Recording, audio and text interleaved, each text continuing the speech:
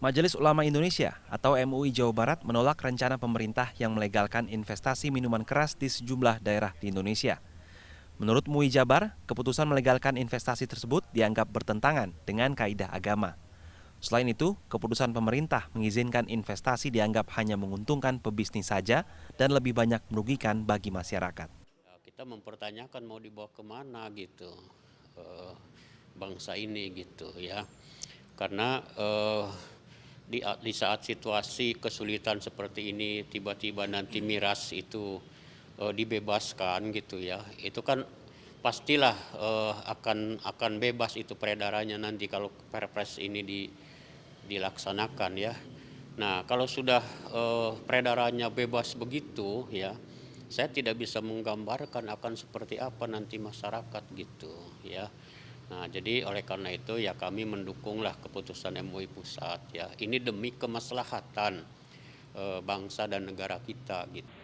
Sementara itu, pengamat ekonomi Universitas Pasundan Bandung, Akuviarta Kartabi menilai, Perpres terkait investasi miras memang menguntungkan jika dilihat dari sisi bisnis. Kehadiran Perpres tersebut diharapkan dapat mengundang investor, sehingga membuka lapangan pekerjaan baru bagi daerah yang telah ditunjuk dan membuka peluang ekspor. Namun pemerintah tentunya harus melihat dampak lain yang ditimbulkan dari kebijakan tersebut. Tetapi juga perlu dilihat dari ongkos secara ekonomi. Kenapa? Karena miras ini kan men-trigger berbagai hal ya. Misalkan persoalan terkait kriminalitas, masalah-masalah sosial dan sebagainya. Ini yang kita khawatirkan. Dan kalau kita melihat beberapa provinsi juga seperti Papua, mereka sudah mengeluarkan perda anti miras gitu. Justru ingin mengurangi kan begitu.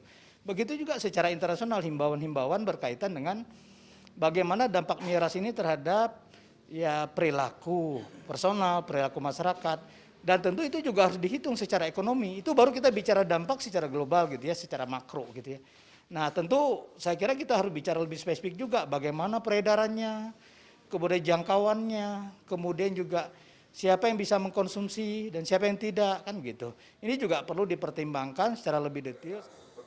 Pengamat kebijakan publik yang juga Rektor Universitas Widyatama Bandung, Opsatar Sinaga menilai, kebijakan yang diambil pemerintah sebelumnya pasti telah melalui sejumlah kajian dan riset sebelum dituangkan ke dalam peraturan resmi.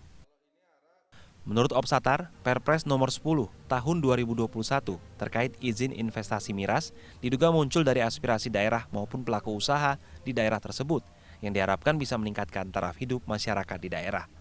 Namun jika terjadi penolakan dari berbagai pihak, Opsatar menilai sebaiknya Presiden membuka ruang untuk menerima masukan agar seluruh aspirasi masyarakat bisa terserap. Karena ini kita punya lembaga seperti Majelis Ulama Indonesia dan lain-lain, Presiden bisa saja melakukan dialog atau menerima masukan yang asumsinya kebijakan itu tetap ada dan dilakukan revisi yang lebih bisa diterima. Paling tidak itu kan bukan Al-Quran, bukan Alkitab, jadi bisa dirubah menurut keputusan Presiden. Bagi Perpres itu tidak perlu meminta izin DPR, berarti Perpres itu bisa dilakukan perubahan yang isinya akan mengarah pada kepentingan, ya itulah gunanya ada MUI, kepentingan umat. Mengutip dari cnnindonesia.com, Presiden Joko Widodo dikabarkan mencabut peraturan Presiden terkait investasi miras. Hal ini dilakukan usai Presiden Joko Widodo mendengar masukan dari beberapa kelompok masyarakat, seperti MUI, NU, dan organisasi masyarakat lainnya. Franky Wijaya, Helmi Suryanegara, Bandung, Jawa Barat.